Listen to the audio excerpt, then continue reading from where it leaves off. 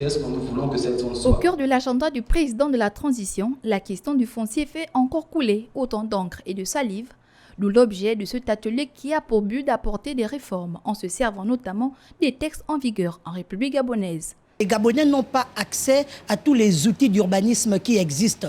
Donc il y a énormément de textes qui régissent normalement le foncier au Gabon, mais ces textes qui sont censés être d'utilité publique ne sont pas mis à profit de tous les acteurs. Et donc il faut qu'il y ait un observatoire urbain qui va pouvoir régir tous ces textes comme une sorte d'archive pour que désormais les Gabonais professionnels puissent avoir accès et implémenter donc ces textes-là qui sont conçus.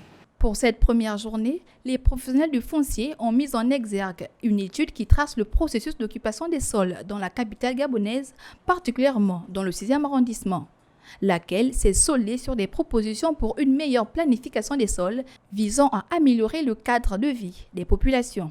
Nous nous sommes dit que pour planifier tout Libreville, il fallait au préalable qu'on s'intéresse à une partie de la ville. Libreville est divisé en 6 arrondissements, donc nous avons pris le cas du 6e arrondissement.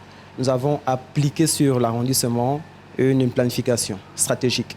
Comme résolution, nous avons prévu créer un document d'urbanisme qu'on appelle un schéma de secteur. L'arrondissement est un secteur qui va donc articuler la planification du territoire, la bonne gestion, la bonne répartition des hommes, des équipements et des espaces, qui va aussi régler le secteur de l'économie, notamment l'économie informelle qui sera recadrée, et enfin protéger l'environnement.